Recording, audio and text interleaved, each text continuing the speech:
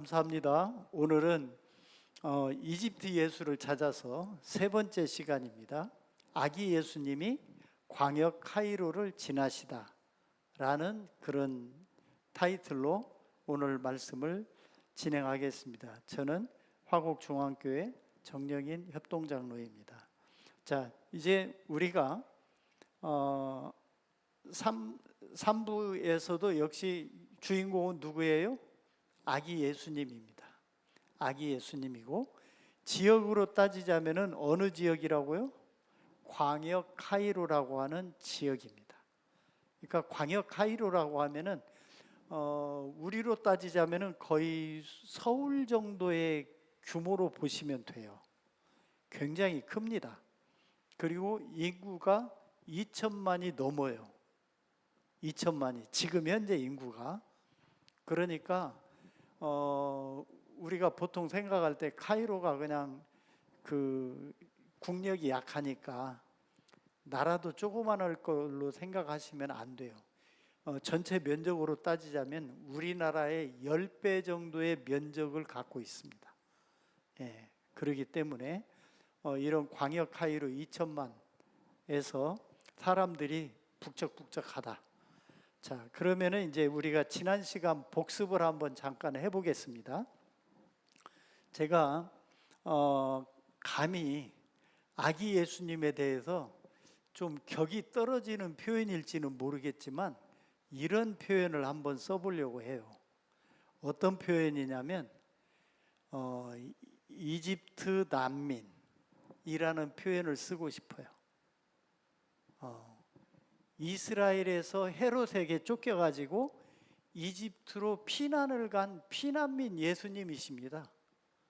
그러니까 이분이 이집트로 가실 때 거기를 관광하러 가신 거 아니에요. 피난을 가신 거예요. 그러면 피난을 하면서 쫓기는 그 심정은 어떠셨을 것 같으세요? 조마조마하고 정말로 내가 어디에서 나타날지 모르는 헤롯의 병사들을 피하기 위해서 엄청나게 애를 쓰고 정말 종종걸음을 하면서 가시지 않았겠는가.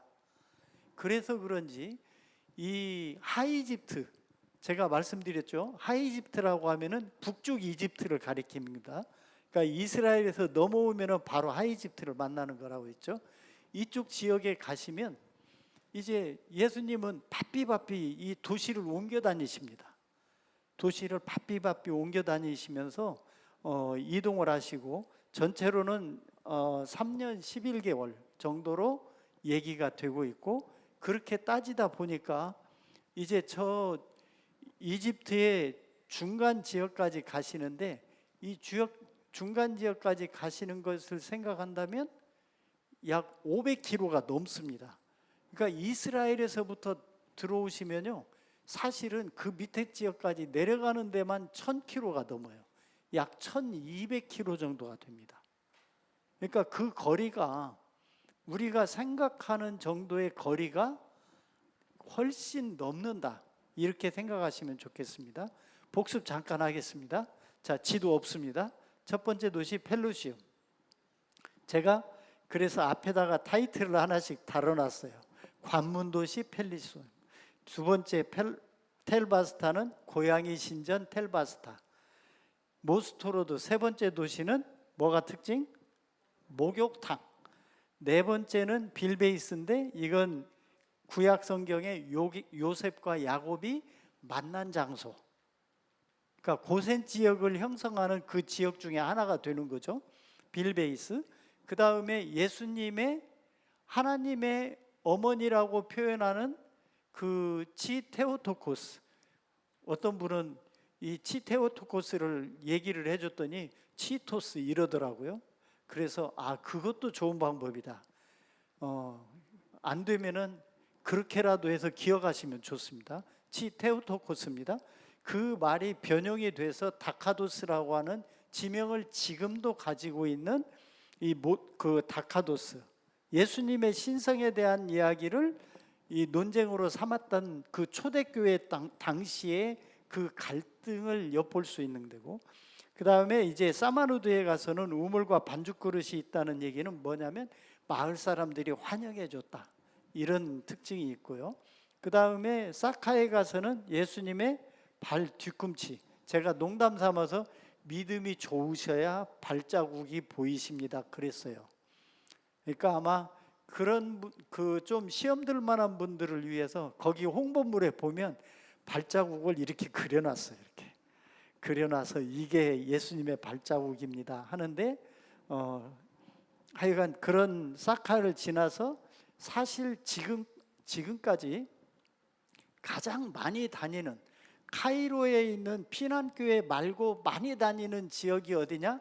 바로 와디엘 라트룬에 있는 수도원들입니다. 지금도 이제 4개 정도의 수도원이 있다고 했죠? 혹시 기억하세요? 모르셔도 괜찮습니다. 제가 알려드릴 수 있으니까. 가장 대표적인 수도원, 이집트에 2개 있습니다. 세계 최초의 수도원 어딜까요? 어디? 마카리우스면 좋겠는데요. 마카리우스보다도 더 먼저 생긴 수도사와 수도원이 있습니다. 그분이 굉장히 유명한데 안토니우스라는 분입니다. 안토니우스라는 수도사가 270, 80년 경에부터 수도 생활을 들어가요. 그러니까 굉장히 일찍 수도 생활을 시작한 거죠. 그리고 그 다음 2번째가 이 마카리우스 수도원입니다. 지금도 아주 강력한 수도원이고, 그 다음에 로마 황제의 아들 2이 죽었다고 해서 라오메스, 그래서 바라무스라는 이름의 수도원, 그 다음에 3번째 수도원이, 3번째, 4번째는 복제 수도원이라고 그랬죠. 하나는 원형이고 그 다음에 거기서 복제해 나간 수도원, 무엇 때문에? 이단 논쟁 때문에. 이렇게 해서 된 수도원이 뭐냐? 비쇼이 수도원, 오리지널입니다. 그 다음에 비쇼이 수도원에서 제금 나간 시리아 수도원, 이게 복제 수도원이라고 그랬죠. 근데 비쇼이 수도사가 비쇼이 수도원을 만들었는데 그 기도처는 어디에 있다고요? 복제 수도원인 시리아 수도원에 있다라는 거예요. 그 점이 흥미롭습니다. 그러니까 여러분들은 그 시리아 수도원에 들어가서 거기에서 비쇼이 수도사의 그 기도처가 있는 걸 딱 보시면 어떤 생각을 하셔야 돼요? 비쇼이 수도사도 이 이념 논쟁이 벌어졌을 때 바로 복제 수도원의 편을 들었던 수도사였구나, 그걸 생각하시라는 거예요. 이거 사실은 생각하기 어렵습니다. 저도 그냥 애쓰고 열심을 내서 생각을 하다가, 물론 제가 혼자 만들어낸 게 아니고요, 제가 드리는 말씀들은 영어책 한 10권 정도와 논문 몇십 편 정도를 지금 합쳐서 말씀을 드리는 거예요. 그냥 저 혼자 앉아서 기도하다가 이렇게 드리는 말씀은 아닙니다. 그래서 어떤 주장이든지 만약에 필요로 하신다면 제가 그 근거를 대드릴 수가 있는 말씀만 드리려고 합니다. 자, 그렇게 해서 와디엘 라트룬에는 그런 4개의 수도원이 지금도 있다. 지난 시간에 이야기가 그거였고요. 제가 모토로 생각하는 거 하나 다시 한번 강조드리자면, 자, 본질에는 우리는 마음을 합쳐야 된다고 했죠. 근데 우리들의 이야기는 어떤 거에 속한다? 그 핵심적인 본질이라기보다는 우리 특히 개신교 쪽에서는 지금 오직 무엇에 그 초점을 많이 두죠? 오직 복음, 오직 말씀이잖아요. 그래서 우리는 형식 같은 것을 지금 보시는 것처럼 교회의 모습에 형식이 있나요? 겉으로 보이는 형식들이 거의 없잖아요. 그런데 이 초대교회 당시에는 형식이 있었단 말이에요. 없었다고 생각하시면 큰 오산이십니다. 이미 초대교회 때부터 교구가 만들어져 있고요. 교구가 만들어져 있고 그 위계 질서가 아주 철저했습니다. 그러니까 그냥 우리는 그 복음만을 가지고 이야기를 하다 보니까 예수님과 12제자 뭐 70문도 뭐 이런 식으로 생각을 하니까 거기에 위계 질서가 있어요, 없어요? 그냥 친구예요, 형제예요, 자매예요 그러잖아요. 그런데 그 예수님의 그 십자가 사건 뒤에 그 생겨난 기독교에서는 사실은 점점점 위계 질서가 이렇게 굉장히 칼같이, 그것에 가장 그 말하자면은 그쪽 편으로 완전히 쏠려 있는 그런 기독교 계통이 로만 가톨릭이죠. 저는 이제 가톨릭이라고 하기보다는 로만 가톨릭이라고 부르고 싶어요. 왠지 아세요? 가톨릭이라는 말은요, 고유명사가 아니에요. 그냥 보편적인 이런 뜻이에요. 그러니까 거기에는 무엇이 붙어야 하자면 로마 교구의 가톨릭이라는 말로 표현하셔야 정확한 표현입니다. 그래서 로만 가톨릭이지 그냥 가톨릭 하면요, 동방교회도 가톨릭이에요. 그걸 생각을 하시라는 거죠. 자, 그렇지만 우리가 비본질적이라고 생각하는 예배의 형식을 어떻게 한다, 저렇게 한다, 뭐 또는 이 교회 안에는 어떤 것까지를 허용한다, 소위 성상 문제 이런 등등에 대해서는 우리가 본질이냐를 따져볼 필요가 있다라는 거예요. 그것 자체에 막 목숨을 걸어버리면 그러면 진짜 중요한 이 본질을 놓칠 수 있다라는 이야기입니다. 자, 그리고 이런 것들을 논할 때는 저는 이걸 다 포용할 수 있는 그런 그 마음으로 들어주시면 감사하겠다 싶습니다. 자, 이제 지도 잠깐 보시자면은, 자, 이렇게 해서 해변길을 따라서 펠루시움까지 오셨죠. 펠루시움에서 이렇게 해가지고 고양이 박물관이 있는 텔바스타까지 오십니다. 자, 텔바스타까지 오셔가지고 그 다음에는 쭉 내려오시죠. 여기가 어디예요? 모스토로드예요. 모스토로드에서 빌베이스로 올라가십니다. 왜? 헤롯의 병사들이 추적을 해오기 있기 때문에. 그래서 그냥 거기에서 조금만 움직이신 게 아니라 빌베이스에서 이쪽을 타고 쭉 올라가는데, 여기가 바로 이 나일강의 지류 중에 하나를 타고 올라가는데 이쪽 길을 뭐라고 얘기한다고 했어요? 다카도스 길이라는 표현을 쓴다고 했습니다. 그래서 이 다카도스라고 하는 표현을 쓰게 되면은 그걸 보고 예수님의 인성과 신성에 대한 논쟁이 한참일 때 붙었던 지명이구나, 이걸 생각하시라고 했어요. 왜? 제가 처음에 말씀드렸었죠. 자, 니케아 종교회의 때는 무엇 때문에 고민거리였어요? 삼위일체. 우리는 유대교에서 오로지 신이라고 하면은 하나님 한 분만 알았단 말이에요. 그렇게 했는데 예수님이 막 갑자기 나타나셔가지고 십자가에 달리시고 승천까지 해버리셨어요. 그러더니 또 성령님께서 오셔가지고 마가의 다락방에서 그 존재를 나타나셨어요. 그러다 보니까 이제 그 당시에 기독교인들에게는 어떤 존재들이 눈에 띄기 시작하는 거예요?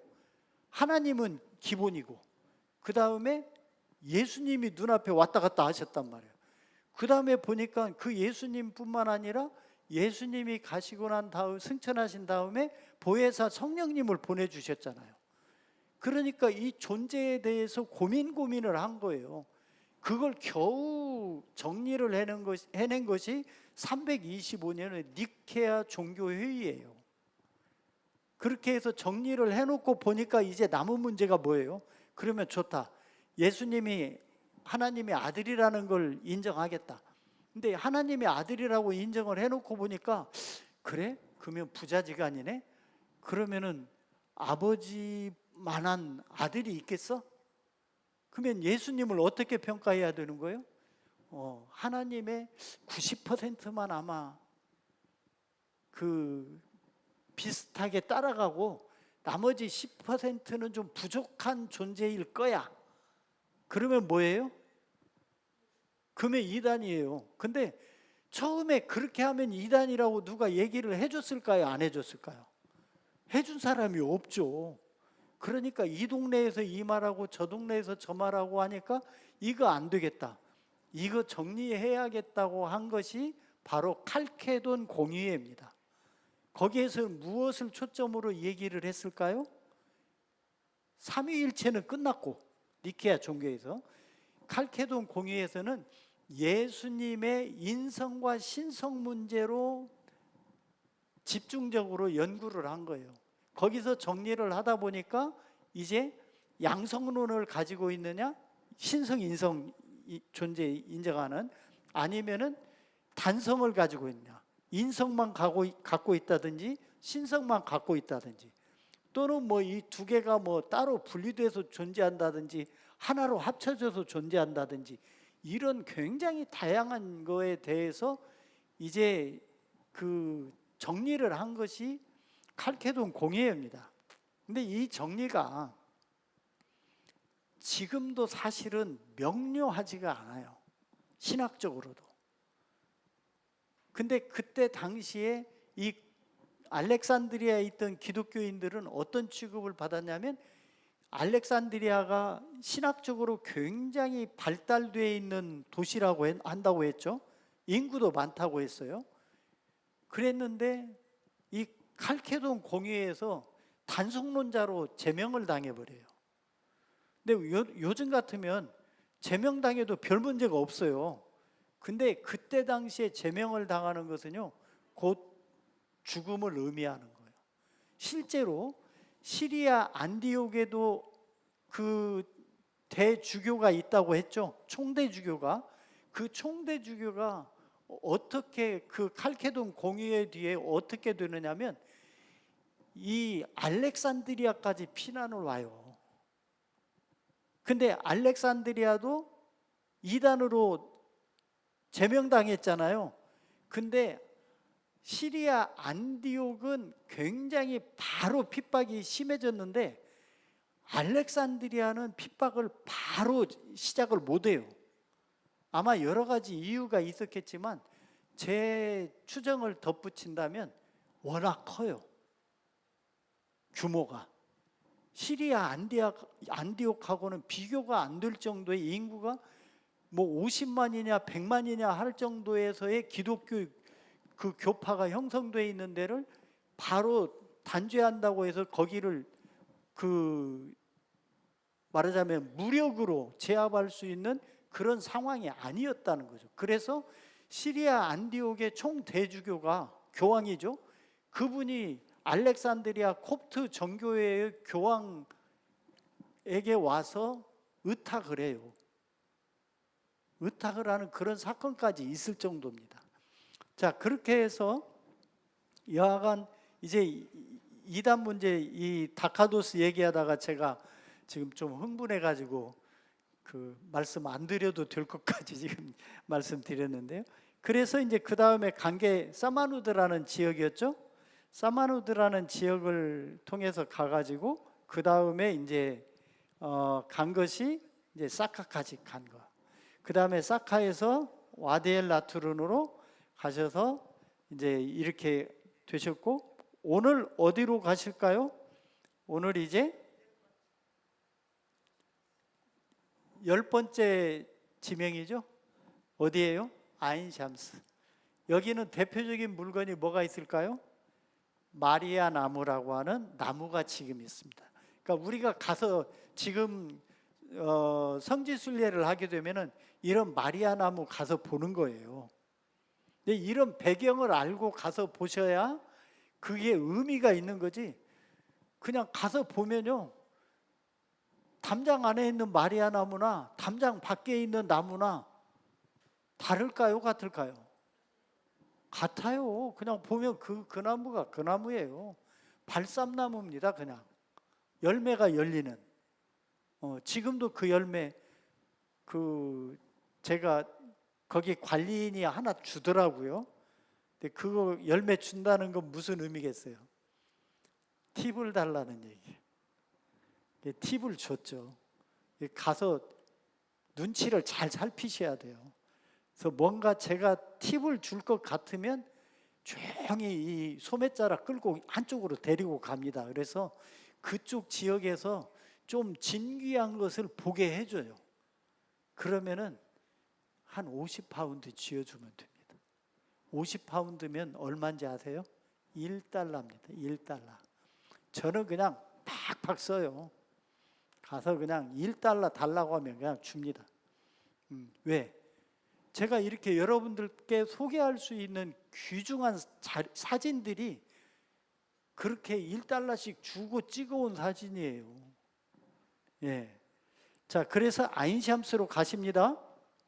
자, 이번 시간에는 그래서 어떤 이야기를 할 거냐? 제가 이제 우리 이야기를 이제 이집트로 가신 이제 예수님이라고 했는데, 제가 책 제목을 좀 고민을 하다가 조금 바꾸기로 했어요. 좀 책 제목이 이야기 내용에 좀 더 이렇게 그 이야기 내용을 반영할 수 있는 제목으로 하려고 책 제목을 어떻게 하기로 했냐면 살아있는 화석이라고 하는 말을 하나 넣기로 했어요. 제 책 내용에 대한 해석인 거죠. 그 다음에 그 팩트로는 아기 예수님 발자취, 뭐 아기 예수님의 발자취, 아기 예수의 발자취, 그건 이제 편집자하고 확인을 좀 거쳐서 결정을 하려고 합니다. 근데 이렇게 하면은 좀 더 책의 내용이 뚜렷해질 것 같아서 이제 이런, 혹시 좋은 책 제목 있으면 저한테 알려주십시오. 그러면 제가 1달러 드릴 수 있습니다. 예. 제가 아직은 부자가 아니어서 많이는 못 드려요. 예. 자, 이제 오늘 이제 뭐 얘기한다고요? 광역 카이로. 자, 그러면은 10번에 있는 마리아 나무, 그 다음에 하렛 주에일라 마리아 교회를 말씀을 드릴 겁니다. 여기는 이집트에 사신 선교사님도 모르는 교회예요. 예. 그 다음에 이제 올드 카이로가 주를 이룰 겁니다. 거기 가면은 이제 여러 교회들이 있고 유대 회당도 있는데 제 생각에는 오늘 저녁을 다 넘겨도 이야기거리가 충분히 있을 정도로 이야기가 많습니다. 시간 안에 끝내는 게 중요합니다. 그 다음에 오늘의 마지막 장소는 마하디 성목교회입니다. 자, 이렇게 해서 이번 시간 이야기를 할 거고요. 자, 그래서 이제 뭐 여기 안에서만 이루어지는 이야기니까 지도 안 보셔도 됩니다. 자, 그래서 이제 이 전체 지도에서는 뭐 이거죠. 이렇게 와가지고 이렇게 올라가셨다가 내려오셔서 여기까지 가셨다. 아이고, 이런 얘기입니다. 그래서 이제 한번 다시 하자면 이렇게 해서 이렇게 가셨다. 예. 이 전체적인 윤곽을 갖고 계시면 좋습니다. 실제 여행을 할 때는 우리는 어떻게 가냐? 이렇게 가고 이렇게 갑니다. 끝. 그 다음에 시내산 간다고 했죠? 시내산 참 쉽죠. 예, 금방 갔다 옵니다. 근데 여기 시내산 가는데 자동차로 한 뭐 많이는 안 걸려요. 한 8시간 정도 가면은 이집트에서는 그냥 좀 가는 거리구나 이렇게 생각합니다. 예, 그 정도예요. 그러니까 뭐 서너 시간 가면요, 그 정도는 그냥 이웃집 간다 생각하고 가요. 땅이 넓으니까 그렇습니다. 우리보다 한 10배 넓으니까. 예. 자, 그래서 이제 아인샴스까지 오고, 아인샴스는 무슨 뜻이냐면 태양의 눈이라는 뜻이에요. 제가 근무했던 대학의 이름이기도 합니다. 근데 이 지역에서는 뭐가 유명하냐면 오벨리스크가 유명해요. 여러분들 오벨리스크는 많이 들어보셨죠? 예, 길다랗게 생긴 돌 하나로 만든 뭐 한 10몇 미터에서 20여 미터 정도의 그 사각형의 돌이 오벨리스크입니다. 그래서 뭐 미국에도 워싱턴에도 있고요, 뭐 파리 콩코드 광장에도 있고, 튀르키예의 그 하기야 소피아 성당 앞에도 있고 그렇습니다. 그거 전부 다 이집트에서 도둑질해 간 것들입니다. 뭐 말로는 뭐 시계하고 바꿨다는데 프랑스에서는 프랑스로 가져간 건 시계하고 바꿨대요. 근데 그 시계가 올 때부터 고장 나가갖고 지금까지도 그 수선이 안 된다고 뭐라고 해요. 예. 이제 그런 것들이 있습니다. 근데 중요한 포인트가 있습니다.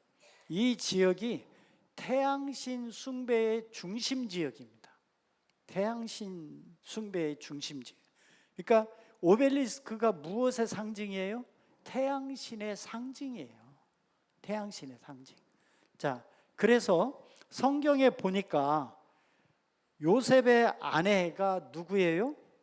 제사장, 온 지역에 있는 제사장 보디베라의 딸 아스낫이라고 표현이 돼 있어요. 무슨 그때 온 제사장, 그러니까 그냥 여러분들은 온이라는 지역이 있었는가 보다 하지만 이건 이집트에 지금도 있는 헬리오폴리스라고 하는 그 도시 이름입니다. 거기가 태양신의 숭배 지역이라니까요. 그쪽에 제사장이면은 그 제사장이 누구를 숭배한 사람이란 얘기예요.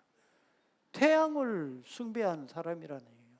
거기 제사장 딸하고 요셉이 결혼을 한 거예요. 그게 창세기 41장 45절에 나옵니다. 근데 중요한 포인트 하나 말씀드리고 싶은 것이 뭐냐면 여기에 오니아스 3세의 유대인 회당이 들어섭니다. 오니아스 3세 하면은 여러분들 이것도 이제 좀 역사 공부를 하셔야 될 부분인데요. 유대가 셀류쿠스 왕조가 들어서잖아요. 그 알렉산더가 죽으면서 셀류쿠스 왕조가 유대 땅을 지배를 하거든요. 이집트는 누가 지배해요? 프톨레미. 그래서 달라요. 근데 이제 이 예루살렘을 핍박을 하니까 이 제사장, 마지막 제사장인 오니아스 3세가 이제 셀류쿠스 왕조를 피해서 프톨레미 왕조가 있는 이집트로 피난을 온 거예요. 그러니까 프톨레미 왕조 입장에서는 셀류쿠스 왕조에서 피난해 온 사람이니까 어떻게 대해야겠어요? 적의 적은 친구잖아요. 그러니까 이 이집트에 살고 있는 유대인 공동체의 환심을 사기 위해서 오니아스 3세에게 회당을 지어줘요. 어디에다가? 바로 이 온이라고 하는 그 헬리오폴리스라는 지역에다가 지어준 겁니다. 이런 덕분에 이 헬리오폴리스, 온이라고 하는 이 지역은 대규모 유대인 공동체의 고향이 돼요. 자, 한 가지 여기서 여러분들이 잊지 마셔야 될 게 아기 예수님 가족이 왜 그렇게 여기저기를 다니셨을까요? 그리고 그때 다녔을 때 조력자가 없었을까요? 조력자가 있었어요. 그러니까 사막 지역, 와디엘라투니룬이라고 하는 아주 거친 사막 지역에도 누가 있었다는 거예요? 유대인 공동체가 있었다는 거예요. 그러니까 거기에 의탁했다가 다시 이 헬리오폴리스로 왔다가 바벨론에 있는 친척에게 또 가는 거예요. 이런 모습을 상상하시면서 예수님의 여정을 따라가시면 훨씬 더 의미 있게 이해가 되실 겁니다. 세누스레트 1세의 오벨리스크입니다. 제가 좀 조명을 그 햇볕을 잘 받아서 했어야 되는데 거의 역광 상태에서 찍어가지고 좀 어두침침한데요. 세계에서 여러분들은 가장 오래된 오벨리스크를 보고 계신 거예요. 가시면 이거 뭐 담장 밖에서만 보셔도 보여요. 굳이 안 들어가도 됩니다. 자, 그 다음에 이 지역을 제가 구글로 검색을 해봤는데요. 교회가 몇 개가 있는지 아세요? 제가 세어본 것만 52개예요. 50개가 넘어요. 여러분들 상식적으로 생각해 보세요. 무슬림 국가예요. 거기에 한 특정한 지역 하나에 가서 마리아 나무라고 하는 그 나무가 있는 그 지역 주변으로만 교회가 50여 개가 밀집되어 있다는 것은 무엇을 의미하겠어요? 이 나무가 그만큼 예수님을 기리는데 의미가 있는 나무다. 이걸 간접적으로 상징해 주는 것입니다. 자, 그래서 나트루든에서 한 닷새 정도 고생 하셔서 이제 이 마타리아 지역까지 오신 거예요. 헬리오폴리스라고 했죠. 자, 빨래를 하고 목욕을 하고 씻기고 이제 빨래를 했는데 빨래한 물을 버렸더니 그 자리에서 발삼나무가 자랐다고 해요. 그래가지고 현재는 그 나무가 그냥 그대로 오롯이 자란 게 아니라 4세대까지 다시 옮겨 심어서 그 수명을 연장한 거예요. 그래서 지금 현재 발삼나무가 있는데 이것은 홀리 마이론이라고 이야기를 하는 성유, 거룩한 기름의 재료가 이 발삼나무 열매입니다. 이 사람들은요, 거룩한 기름을 만드는 의식 자체가 지금도 유튜브로 생중계가 돼요. 유튜브로. 누가 만드냐? 교황과 주교들이 만들어요. 교황과 주교들이. 그래서 수많은 재료들이 같이 섞여가지고 이 마이론이라고 하는 성유를 만듭니다. 그러니까 이분들에게 있어서 이 기름이라고 하는 건 그냥 예사기름 생각하시면 안 됩니다. 자, 근데 이 지역 주변에 보니까 교회만 있는 게 아니라 심지어는 무엇도 이 마리아나무라고 이름 붙인지 아세요? 이슬람 회당도 마리아나무 회당이라고 해요. 그래서 제가 증거를 가지고 왔습니다. 이게 마리아나무고요. 이게 이제 1, 2, 3세대 나무 등걸들입니다. 그런데 여기에 이제 뭐 이런 그 부조들이 좀 있고요. 한국인 화가가 그렸다고 하는데 누군지를 찾아볼 수 있는 어떤 흔적조차가 없어요. 그래서 혹시 아시면 제보해 주시면 좋겠고. 자, 모스크입니다. 여기에 모스크가 있죠. 이 모스크의 이름이 뭐예요? 마리암 트리 모스크예요. 좀 이상하지 않나요? 네. 어떻게 모스크가 마리아 나무 모스크라고 이름을 지어요? 하여튼 근데 이 주변이 다 그렇습니다. 아이고, 지금 엉뚱한 데로 넘어갔네요. 자,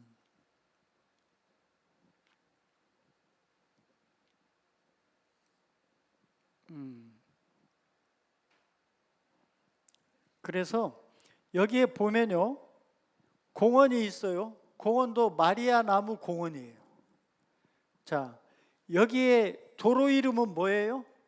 발삼 스트릿이에요. 발삼 스트릿. 마리아 나무가 발삼 나무라고 했죠? 발삼 스트릿인 거예요.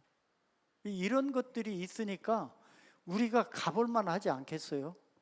기독교의 흔적이 그냥 지명에 있어요. 네. 자, 이게 바로 그 회당 간판을 제가 일부러 가서 가까이서 찍었어요. 가까이서. 해독하기 어려우시죠? 구글이 도와줍니다. 사원, 메리의 나무 딱 있어요. 메리의 나무. 한글로 해석했어요. 구글이라고 하는 아저씨가 해석해줘요. 예. 자, 그걸 제가 좀 말씀을 드리고 이제 어디로 가실까요? 올드 카이로를 향해서 내려가십니다. 남쪽으로 내려가시는 거예요. 자, 그래서 이제 굳이 보자면 이 길이 이제 이렇게 내려가시는 거예요. 이렇게.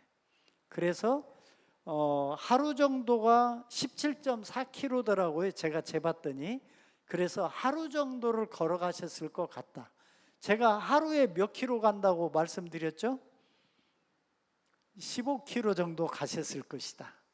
그러니까 조금 저녁 나절까지 걸어가셨을 수도 있거나 아니면은 뭐 하루 쉬었다가 가셨을 수도 있겠죠. 그렇게 해서 이제 이렇게 가십니다. 자, 그래서 여기가 카이로로 들어오신 거예요. 한 가지 또 여러분들의 상식을 바로잡아 드릴 기회.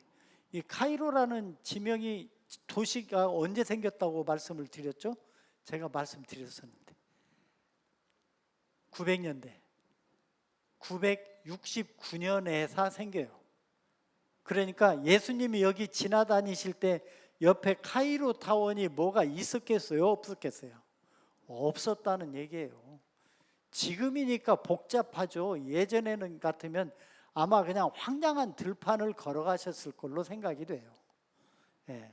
자, 그래서 이제 올드 카이로까지 가십니다. 자, 근데 가는 도중에 저도 이 교회를 지난 6월 달에 발견을 했어요. 정확하게는 책자에서만 읽었는데 어딘지를 잘 몰라가지고 못 찾아갔었어요. 근데 드디어 용기를 내서 우버 택시기사에게 안내를 받아서 물어서 갔더니 이 교회가 나와요. 근데 교회 찾는 것이 어렵지 않습니다. 왠지 아세요? 교회 앞에는 반드시 경찰이 무장을 하고 지켜요. 교회 앞에는. 그래서 거기 선교사님들 사이에서 우스갯소리가 있어요. 경찰이 지킬 때는 우리 교회는 안전하다. 경찰이 지키니까 안전한 게 아니라 경찰이 안전할 때만 교회 앞에 지킨다는 거예요. 그러면 위험해지면 어떻게 될까요? 경찰이 사라진다. 경찰이 사라지면 우리도 도망가야 된다 이거예요. 징후가 있다는 얘기니까.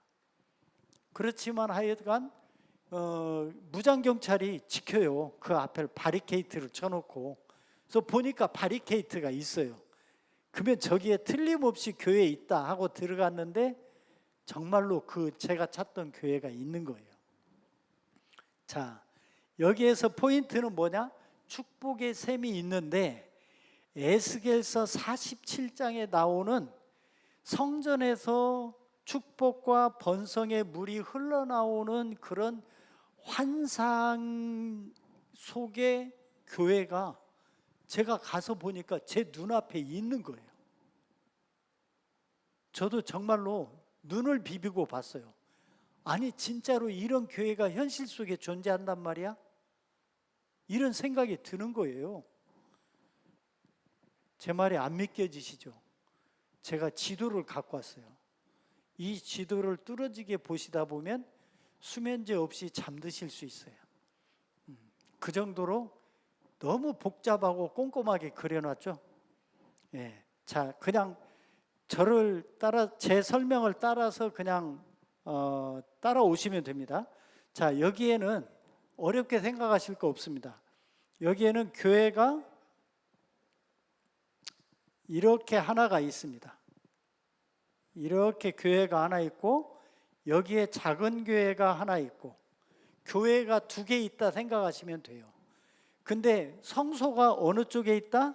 그냥 눈치껏 보시기에도 이쪽에 성소가 있죠. 자, 그러면 여기서 또 한 가지 지난 시간에 말씀드렸던 교회는 반드시 성소가 어느 쪽을 향해 있다? 동쪽을 향해 있다고 말씀드렸어요. 어디에서? 여기 아직 안 나왔네요. 어디에서? 여기죠. 동쪽을 향한다고 돼 있죠. 그죠? 그러니까 이 콥틱 교회에서는 이 방향은 중요하다, 중요하지 않다. 중요하다. 그래서 이쪽이 동쪽이면 이쪽이 서쪽이겠죠. 그죠? 이쪽이 서쪽일 거예요. 이쪽이 서쪽일 거고 서쪽이 이쪽이면은 오른쪽 편은 여기는 어딜까요? 남쪽이죠. 동쪽만 정하면 나머지는 다 돌아가야 됩니다. 뭐 이거 바뀌는 나라에 따라서 이거 바뀌는 데 없어요. 그냥 그러니까 어느 쪽이 북쪽이다 그러면 그냥 거기에서부터 쫙 돌면 되십니다. 예. 자, 그런데 성소에서 물이 나온다고 하면은 성소가 여기라고 했죠. 이쪽이 성소라고 했는데 제가 짚어드릴게요. 그 물이 어디서 나오냐면 바로 여기에서 나옵니다. 여기에서. 우물이 있어요. 우물이 아니에요. 정확하게 우리가 우물과 샘물은 구분하셔야 돼요. 우물은 물이 담수가 돼서 모여 있는 데가 우물이에요. 근데 샘물은 뭘까요?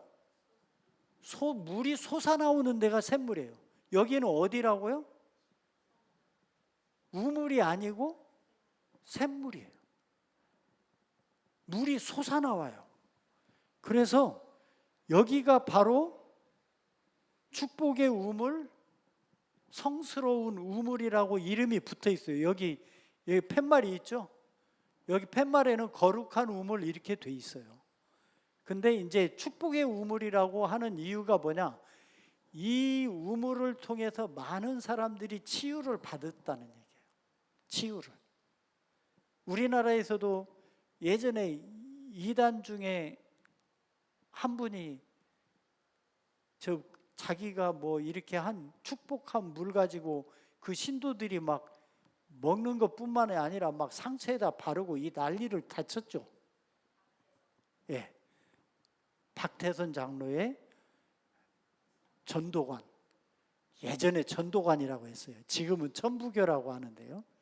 근데 이제 이 샘물이 그런 축복의 물이다 해서 의미를 갖고 있고요. 자, 여기에 보면 이 에스겔서 47장 1절에 이런 내용이 있는데 제가 봤더니 진짜로 이 물이 여기서 그렇게 나오는 거예요. 제가 잠깐 동영상 하나 시도를 해보겠습니다.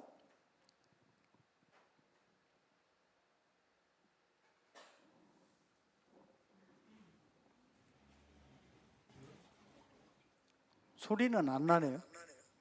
예, 소리는 안 나요. 예, 이게 지금 샘물이에요. 그래서 높지도 않은 데에서 보면은 막 물소리가 그 자리에서 납니다. 막 콸콸콸콸 소리가 나면서 여기에서 사람들이 이 옆에 지금 여기 보이는 데 있죠? 이 보이는 데에서 사람들이 세수도 하고 마시는 거 못 봤어요, 솔직히. 근데 거기서 이렇게 땀을 식히고 거기에 한참 앉아서 쉬다가 가요. 이게 에스겔서에 나오는 그 현장이 그냥 여기 있더라니까요. 그러니까 이제 내년 1월에 가시면 여기는 필수 코스입니다, 저는. 그냥 반드시 가셔야 돼요. 덤으로 주전 한 30년에 지어진, 주전 30년에 지어진 로마 물탱크도 제가 서비스로 보여드릴게요. 그만큼 오래된 지역이라는 뜻이에요. 그 지역이. 이건 이제 다시 돌아와서 말씀드리겠습니다. 자, 이제 하여튼 이렇습니다. 이제 여기 보시고 나면은 올드 카이로로 가시는 거예요. 그러니까 예수님이 이제 이렇게 다녀가셨기 때문에 거기를 그렇게 이제 그 교회를 만들었다는 순서 바뀌지 않아야 된다는 거 한번 높아시면서 강조드립니다. 여기에서 볼 것은 바벨론 요새 예수 피난교회, 공중교회, 베네즈라 회당, 콥트 박물관, 콥틱 박물관이죠. 자, 여기 그 책자에 보면은 칼라로 소개가 돼 있어요. 왜 제가 이걸 말씀드리냐면, 자, 우리가 이제 그 내리는 장소가 여기입니다. 내리는 장소가 불변해요. 관광버스로 가면은, 차량으로 가면 반드시 여기서 내립니다. 한 가지 방법이 있어요. 메트로, 전철을 타고 가요. 전철을 타고 가면 여기 M자 보이세요? 지하철역이 여기 있어요. 그냥 지하철역이 있어서 저는 지하철 타고 많이 갑니다. 싸기도 하고요. 뭐 금방 가기도 하고 그래요. 자, 그러면 여기에서 쭉 들어와서 이쪽을 타고 들어오면은 여기에 세인트 조지 수녀원이 있어요. 아기 예수님의 피난 여정을 소개하는 가장 그 콥트 기독교의 문헌 발간을 많이 하는 데가 여기예요. 그래서 제가 사진 좀 제 책에다가 싣기 위해서 찍은 사진 좀 달라고 했는데 보기 좋게 거절당했어요. 안 줘요. 그래서 제가 그냥 직접 그 펠루시움까지 제 돈 들여서 갔다 온 거예요. 예. 자, 그렇게 해서 이렇게 들어오시면 어디를 만나게 되냐면 처음에 여기를 만나게 돼요. 여기가 바로 여러분들이 이집트 다녀오셨다면 그 장소가 여기입니다. 예수 피난교회. 예수 피난교회. 여기만 다녀오셔요. 그리고 이집트 성지순례 다 했다고 생각하시는 거예요. 근데 지금 제가 소개해드린 그 수많은 코스들이 있다는 것은 꿈에도 생각 못 하시는 거예요. 그 다음에 그 옆에서 이 골목을 따라서 쭉 가면은 이쪽으로 들어오면은 벤 에즈라 시나고그 회당이 있어요. 여기에. 물론 여기에 다른 바르바라라고 하는 교회도 있고 그런데 이제 비슷하니까 뺍니다. 자, 그 다음에 이쪽으로 오시면 여기는 이제 우리가 가기가 조금 그런 지역이에요. 왜냐하면 세인트 조지 그 교회인데요. 여기는 종파가 달라요. 어디냐? 그리스 정교회 소속의 교회입니다. 콥트 정교회하고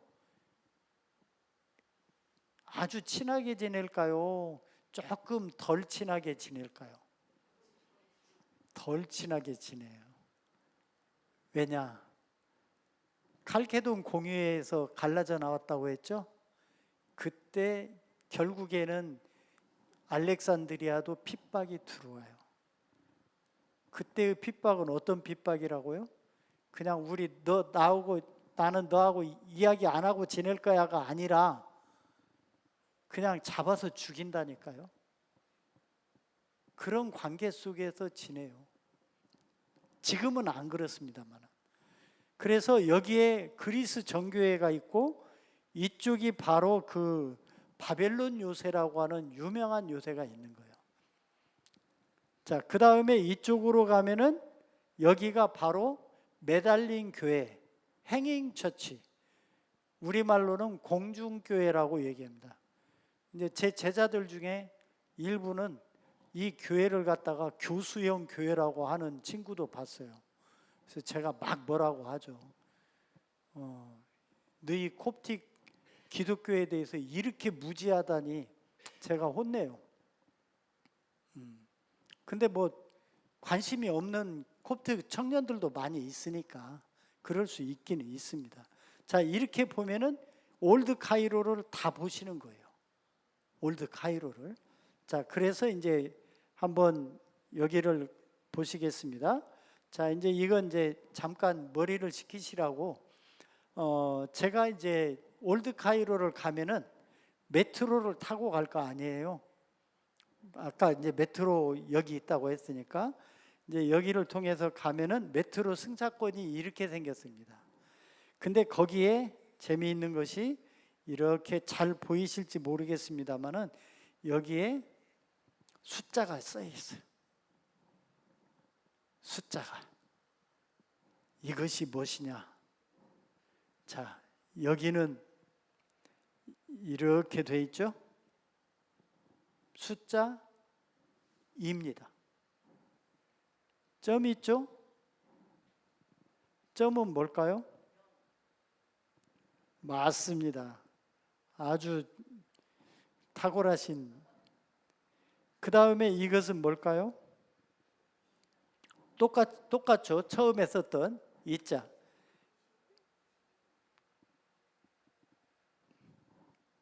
삼자를 옆으로 눕혀놓은 그런 글자가 있죠? 저것이 3자입니다. 3자. 그러면은 이 메트로 표는 몇 년도에 발행된 거예요? 2023년도 5월 28일에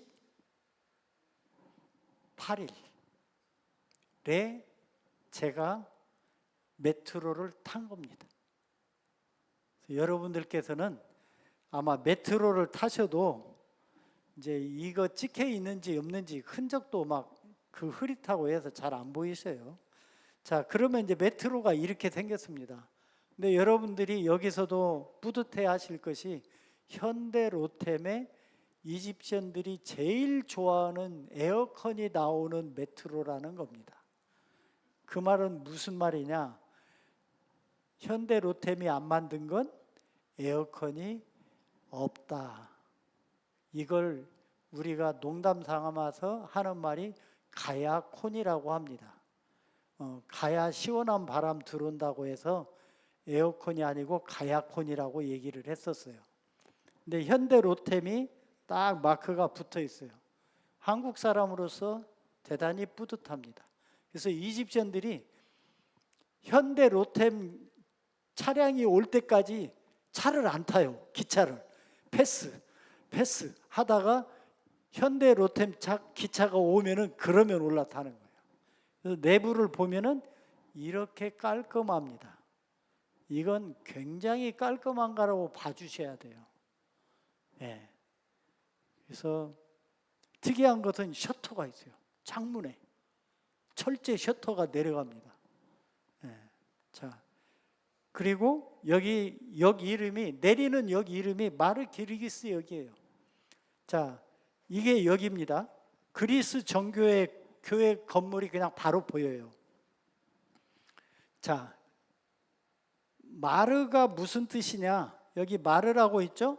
마르는 마르티르라는 영어의 약자입니다. 마르티르가 무슨 뜻이냐면 순교자라는 뜻이에요. 순교자 조지라는 순교자의, 그러니까 로마 시대 때의 순교자입니다. 최근의 순교자가 아니라 그 순교자를 기리는 역이다 이 말이에요. 자, 제가 한 가지 더 지명해서 순교자라는 이름을 갖고 있는 지명을 또 다른 데를 알아요. 여러분들도 알 겁니다. 프랑스에 가면 몽마르트 언덕이 있죠. 몽마르트. 몽은 마운틴입니다. 마르트가 마르티르입니다. 순교자의 산이라는 뜻이에요. 순교자의 언덕. 그래서 세계 곳곳에 이런 순교자 거리, 순교자 역 이런 등등이 심지어는 이런 이슬람 국가에도 존재한다. 자, 그리고 버젓이 이 역을 나오면요, 이런 광고판이 있어요. 근데 이게 뭔지 아세요? 홀리 스텝이라고 영어로는 부르는 아기 예수 피난 여정을 홍보하는 배너라니까요. 그러니까 이런 데를 이집트 가면은 위험한 거 아니야? 이런 생각을 하시는 게 얼마나 터무니없는지를 반증해 주는 거예요. 이 사람들도요, 아기 예수 피난 여정을 이집트 관광청에서 홍보를 해요. 주한 이집트 대사관에서 저보고 우리 교회에서 전시했던 그 사진들 대사관에서 전시하자고 제안을 했어요. 그 사람들도 이 관광 차원에서 의미를 두고 있는 겁니다. 소개판이 이렇습니다. 여기에 보시면 이게 공식적인 이집트 정부의 로고입니다. 홀리 패밀리, 더 홀리 패밀리 이집트 해가지고 피라미드와 아기 예수님 일행을 갖다가 심볼로 만들어 놓은 이 로고를 이집트 관광청에서 만들어서 쓰고 있어요. 그러니까 여행 가셔도 전혀 걱정 안 하셔도 된다. 자, 바빌론 요새가 이렇게 생겼습니다. 웅장하죠? 이건 개보수를 많이 해서 그런 거예요. 로마 시대 때 예수님이 다녀가신 뒤에. 바벨론이라고 하는 명칭이 그러면 왜 이집트에 있냐? 우리가 보통 바벨론 그러면은 어떤 그 해석을 하느냐면 로마를 가리키는 그러한 상징적인 비유적인 단어다 그러는데 그러지 않아요. 적어도 이집트에 있는 기독교인들은 우리 동네에 바벨론 요새가 있어. 그러니까 이 바벨론이라는 명칭을 쓴 것이 포로들 때문에, 바벨론 포로들 때문에, 람세스 2세 때도 바벨론 포로들이 오거나, 느부갓네살 2세는 이 바벨론 왕이에요. 그래서 이런 것 때문에 바벨론이라는 뜬금없는 명칭이 이집트에 있을 수 있다라는 그 개연성을 높여주는 말이에요. 자, 그러면은 우리가 실제 성경에서 어떻게 얘기하고 있느냐? 바로 바벨론에 있는 교회가 너희에게 문안하노라. 근데 옆에 누가 있다? 마가가 있다. 베드로의 통역관이 마가잖아요. 마가가 있다는 얘기는 무슨 얘기예요? 이집트 기독교를 처음으로 40년, 주후 40년경에 와서 복음을 전파한 사람이 누구다? 마가 요한이다 이 말이에요. 그러니까 이 이집트는 마가 요한의 주된 사역지였어요. 그러니까 마가가 옆에 있다고 하는 얘기는 무슨 뜻이다? 여기가 이집트 땅이라는 얘기를 하는 거다. 이렇게 이 콥트 기독교 사람들은 생각한다는 겁니다. 자, 그 다음에 이제 피난교회로 가보면 아기 예수님이 석 달을 체류를 해요.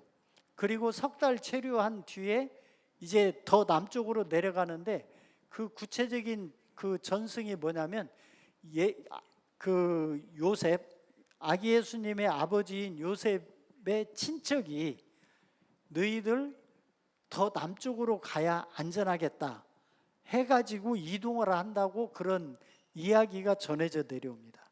그리고 아기 예수님이 석 달 동안 여기에 체류하는 동안에 그 아버지 요셉은 뭐 했을까요? 바로 바벨론 요새를 수리하는 데 가서 일꾼으로 일을 했을 것이라고 추정을 해요.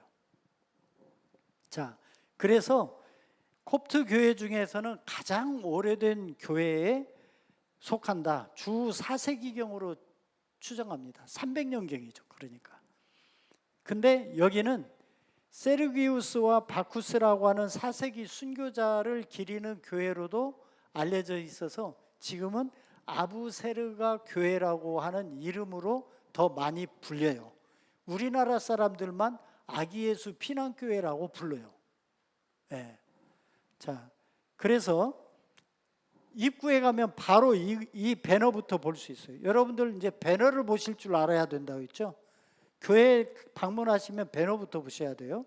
자, 보시면은 이렇게 할아버지 요셉이 아주 쌩쌩한 아가씨 같은 마리아를 데리고 피난 가는 거예요. 자, 근데 여기에는 지팡이가 길죠? 전승에는 지팡이가 어떻다고 나왔다고요? 지팡이가 제일 못생기고 짧았다. 그래서 마리아가 남편으로 선택을 한 거다. 그러니까 남편감을 보고서 선택한 게 아니라 이제 결혼을 해야 되겠다고 생각을 하니까 남자들을 직접 보는 건 그때 분위기로는 아니었던 모양이죠. 남자들이 필수품인 지팡이를 전부 다 모은 거예요. 몇십 개를 모았는가 봐요. 그랬는데 그 지팡이 중에 가장 못생긴 지팡이를 딱 잡았는데 할아버지 같이 생긴 노총각 요셉을 붙잡았다 이 말이에요. 그래서 여러분들이 이제부터는 이 아기 예수님의 피난 성화들에 보면 왜 할아버지 같이 생긴 요셉이 처녀같이 생긴 마리아를 데리고 이동을 하는가를 이해를 하셔야 돼요. 그런 배경 이야기가 있었기 때문이다. 자, 근데 이 교회에 가면요, 자 보세요. 지금 우리 특강을 통해서 많이 보신 그림이죠. 이게 그냥 버젓이 바깥에 배너로 있어요. 그러니까 제가 말씀드리는 이야기가 그냥 어디 저 도서관 구석에서 먼지를 털어서 이렇게 나온 이야기가 아니라는 거예요. 그냥 일반화되어 있는 이야기를 지금 말씀을 드리는데 한국에서는 이렇게 전하기가 힘들어요. 솔직히. 부정하는 게 아니라 관심이 없어요. 아기 예수님의 피난 여정이라고 하는 이 이야기. 자, 여기 보시면 굉장히 복잡한 저 밑에까지의 그림이 있잖아요. 예, 자, 이런 모습이 있습니다. 자, 그래서 사실은 이제 요걸 공부를 좀 시켜드리려고 했는데 요건 간단하게만 말씀을 드릴게요. 자, 여기에 보면 여기가 어느 쪽이겠어요? 서쪽이라고 보셔야 된다고 했죠? 그러면 여기가 동쪽 편이죠? 성소 있는 자리. 서쪽은 입구라고 했어요. 자, 한번 저를 따라서 영어 공부 한번 해보시게요. 나르텍스. 나르텍스. 예. 뭐 무슨 그 텍스타일이 아니고요. 나르텍스는 새신자석 이런 뜻이에요. 새신자석. 나르텍스가. 그 다음에 있는 게 메인 네이브입니다. 여기는 신도석. 무슨 뜻이겠어요? 세례를 받은 사람들 자리 이런 뜻이에요. 그러니까 새신자석이라고 하는 것은 새신자라고 하는 것은 세례를 아직 받기 전이다. 세례를 받기 전이다. 그런 의미입니다. 그러니까 이 사람들에게는 이 구분은 대단히 중요한 구분이에요. 세례 안 받은 사람이 이 선을 넘어오면 뭐라고 하겠어요? 선 넘네 이렇게 얘기했을 거예요. 못 넘어오는 거예요. 그리고 식사가 그러면 어디서 이루어지겠어요? 성찬이 네이브라고 하는 신도석에서 식사가 이루어지는 거예요. 신도석에서. 왜? 새신자들은 성찬에 참여할 수 있어요, 없어요? 없어요. 근데 그 성찬이 지금 우리처럼 먹어도 배부르지 않은 성찬이었을까요? 배가 좀 빵빵하게 나올 수 있는 성찬이었을까요? 식사예요, 식사. 그러니까 스데반이 집사로 세워진 이유 중에 하나가 뭐예요? 늦게 온 헬라인 과부들이 와서 봤더니 먹을 것이 없어. 이런 불공평을 해소하기 위해서 7 집사를 세웠잖아요. 그때는 성찬이라는 것이 우리처럼의 형식이 아니라 실제 생계를 있느냐 안 있느냐. 참고적으로요. 우리 하루에 몇 끼 드셔요? 3끼 드시죠? 그러면 옛날에도 3끼 먹었을까요? 몇 끼 먹었을 것 같아요? 2끼 먹으면 준수예요. 그래서 수도원에서 2끼를 준다고 해서 사람들이 수도원에 들어가서 수도사가 되려고 머리 쳐박고 서로 싸웠던 것이 수도사들 입문 과정이었어요. 왜? 2끼를 주니까. 그러면 평소에 이런 평민들은 몇 끼 먹는다는 얘기예요? 1끼 먹는다, 1끼. 그것도 변변치가 않은 1끼를 먹는 거예요. 그러니까 기독교도 공인받고 난 뒤에는 엄청난, 말하자면은 기득권층이 되어버리는 거예요. 그거에 대해서 영성이 흐트러지는 것을 마땅치 못하게 여긴 영적인 사람들이 광야로 나가서 세운 것이 수도원이고요. 근데 그 수도원으로 누가 따라온다고요? 밥 좀 먹어서 배 좀 안 고르려고 하는 사람, 그 다음에 또 다른 사람들이 찾아와요. 누구겠어요? 세금 포탈하려고 하는 사람. 옛날 수도원도요 그렇게 간단치 않습니다. 예. 옛날 우리 우아한 초대교회 분들은 다 신령스럽고 그럴 것 같죠? 먹을 것까지 가지고 싸우고 세금 가지고 싸우고 이런 등등이 예나 지금이나 마찬가지라.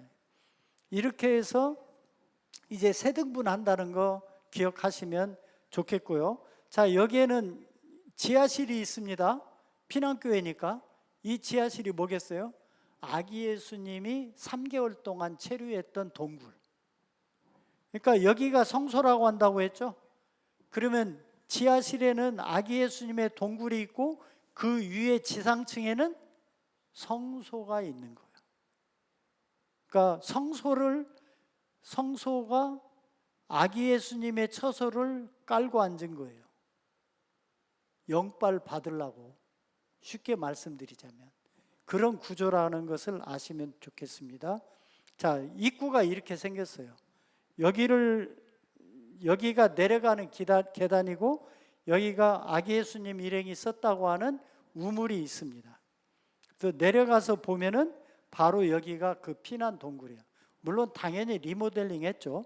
그래서 여기에 보시면 이쪽 편에 유리를 깔아놓은 데는 뭐냐? 이제 그 바위가 옛날 그 오리지널 바위가 있는 자리다. 이렇게 이제 생각하시면 될 것 같고요. 자, 피난교회당 내부는 이렇게 생겼습니다. 이렇게 아치형으로 되어 있는 것은 노아의 방주를 뒤집어 쓰고 있는 모양의 교회 모습을 해요. 왜요? 노아의 방주는 구원의 상징이에요. 이 교회에 들어오는 것은 구원받는다라는 것을 나타낸다. 자, 그렇게 해서 이제 있습니다. 자, 그래서 여기 잘 보시면 여기에 뭔가 하나 있고 여기도 잘 보시면 뭐가 하나 유리에 덮여 있는 게 보이셔야 맞습니다. 자, 근데 이게 뭐냐? 이게 이거 참 오늘따라 왜 이러죠? 뭔가가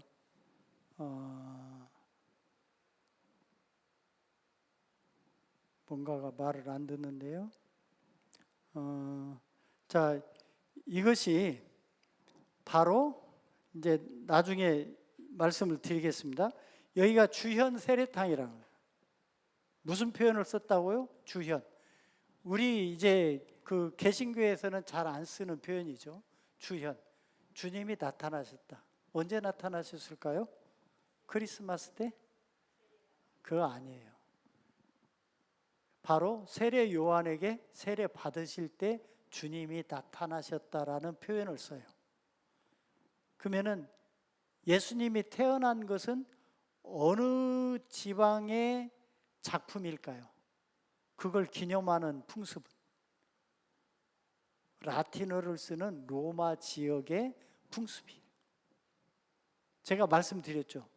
라틴어는 굉장히 실용적이고 즉각적이다.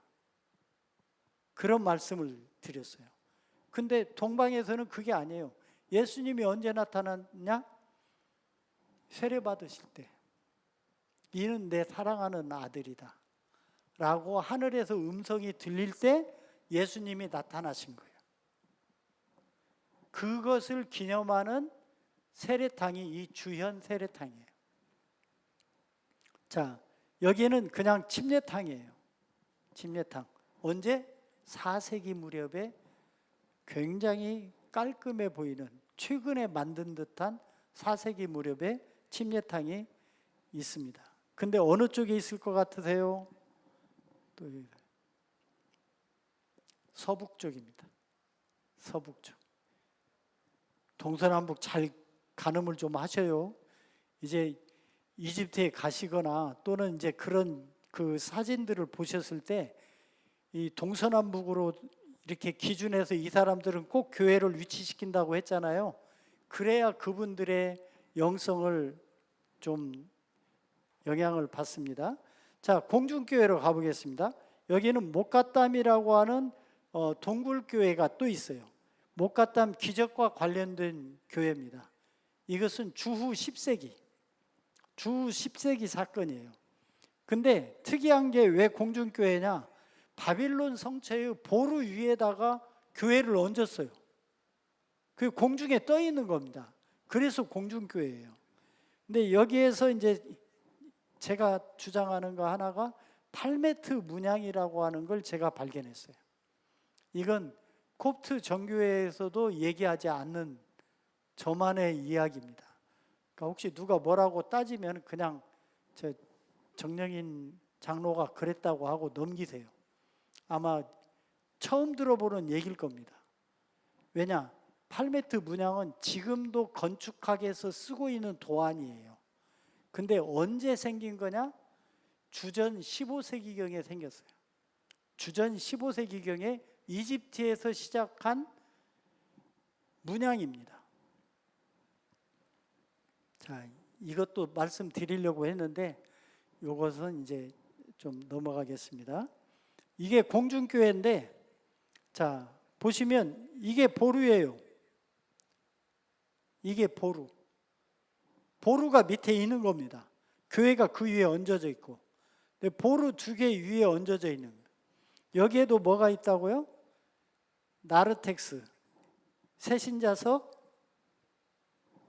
신도석 이렇게 있습니다. 자, 공중교회 입구 가면은 이렇게 생겼어요. 그러니까 여기가 떠 있는 겁니다. 사실은 이만큼이. 자, 나르텍스라고 아까 말씀드렸죠. 새신자석. 자, 여기가 나르텍스입니다. 여기가. 자, 그 다음에 이 콥트 문양들도 다 의미가 있어요. 하나님을 나타내는. 자, 이렇게 해서 이게 상아입니다. 상아. 상아로 이렇게 조각을 해서 아주 섬세하게 내부가 있고요. 여기에도 뭐가 있다고요?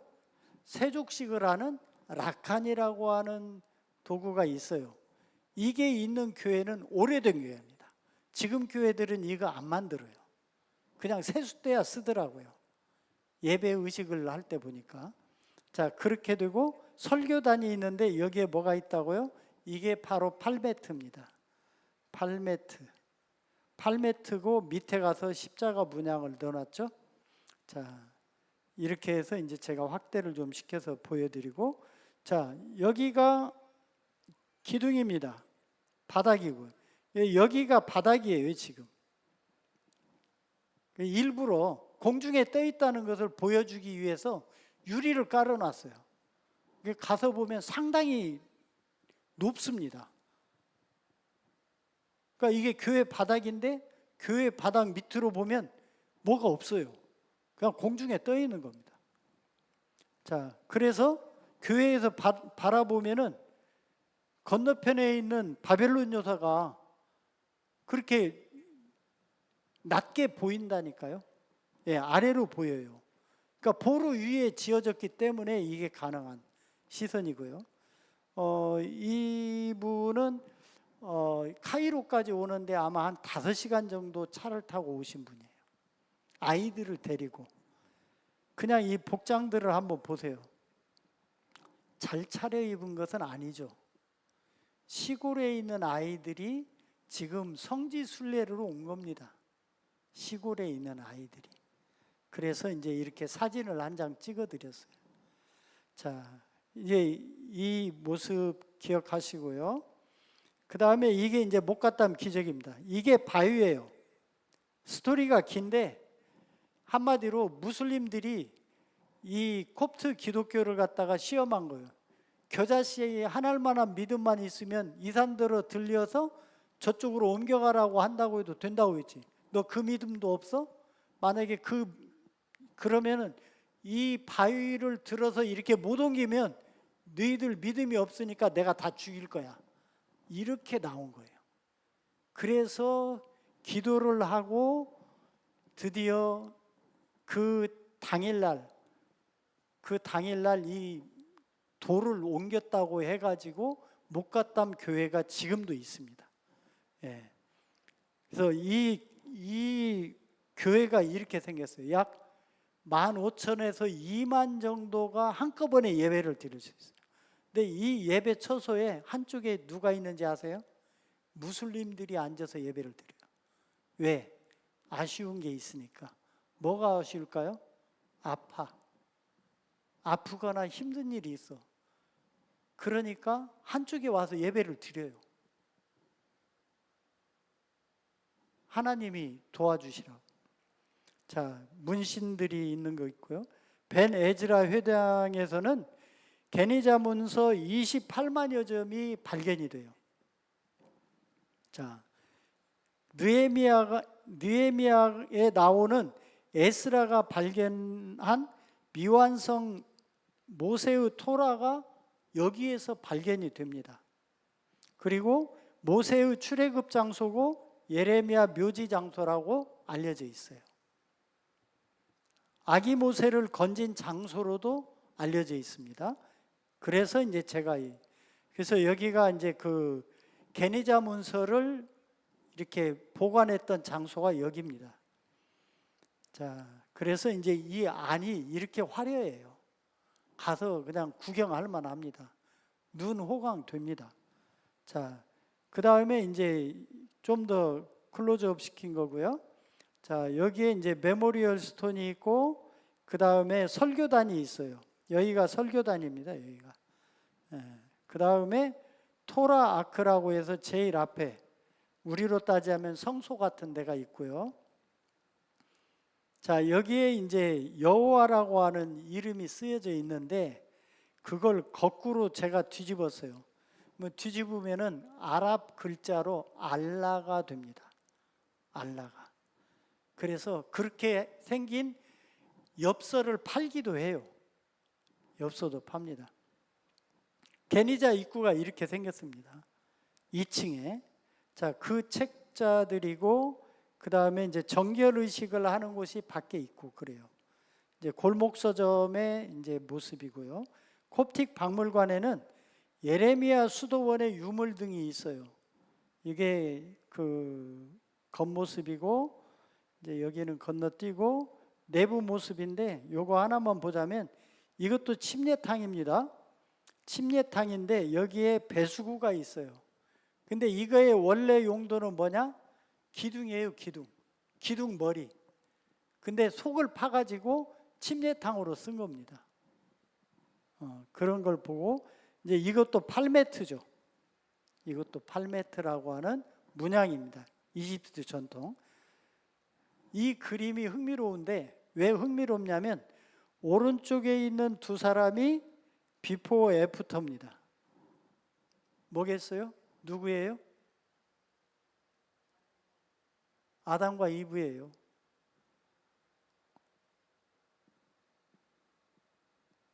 선악과를 따먹기 전, 따먹은 뒤. 손가락 보세요. 너 때문이야. 이걸 딱. 자, 전물리는 이콘도 있습니다. 전물리. 이건 예수님의 인성을 나타내는 그러한 글입니다. 자, 이런 것들이 있고, 이런 귀한 유물들도 있습니다. 자, 재미있는 것은 고양이한테 협상하러 온 쥐가 3마리가 이렇게 있는 민화가 있어요. 뭐 재미로 봐주시면 좋을 것 같고, 이제 제가 그 차를 타고 가는 모습이고요. 이제 마지막 장면이 이제 마디 아다위아 교회인데, 여기는 펠루카를 타고 가신 포구입니다. 포구. 그래서 여기에 있는 것은 돌계단이 있다는 거죠. 그래서 매년 6월 1일이 되면 아기 예수 가족의 입애굽 기념 예배가 열려요. 여기에서 펠루카 퍼레이드가 벌어집니다. 그래서 이분이 교황이에요. 지금 118대 타와도로스 2세 교황의 모습이고요. 이게 이제 저를 초대했던 초대장의 모습입니다. 그걸 번역을 했는데 제 이름이 딱 여기에 새겨져 있죠. 그래서 이제 저를 초대한다. 그러니까 초대장 없으면 이 예배는 참석을 못해요. 초대장이 없으면. 자, 이 계단이 바로 아기 예수님 일행이 내려가셨다는 돌계단이고요. 축하의 모습이 이렇게 성황리에 벌어집니다. 이렇게 축하 퍼레이드. 이런 이제 아기 예수님으로 분장한 이 모습들이 보이고요. 자, 여기에서 이제 멤피스로 가십니다. 자, 이제 정리를 하자면 이집트에 유대인 공동체가 있었다. 그리고 유물들이 있었다. 그 다음에 교회의 구조는 새신자석이 있었고 신자석이 있고 쿠루스라고 하는 것은 여러분들이 인터넷으로 찾아도 안 나오실 겁니다. 이것은 오늘날 영어의 코러스의 어원이 되는 말이에요. 코러스. 그러니까 이 강단 앞에 있는 공간을 쿠루스라고 해요. 예. 자, 성화벽이 있고요. 라칸 기억하셔야 됩니다. 유물 이렇게 해서 이것은 이제 제가 23년도 10월 달 그때 이제 교회 가는 길이라는 CBS 프로그램에 이렇게 소개됐던 아기 예수의 그 이집트 여정 그 영상 중에 하나를 스크랩을 했습니다. 자, 그리고 이제 다음에 이제 그 이집트로 간 예수 이런 CBS의 70주년 창사 70주년 다큐가 있었습니다. 자, 여기까지 이제 경청해 주셔서 너무 감사했고요. 주기도문으로 오늘 특강 마치겠습니다.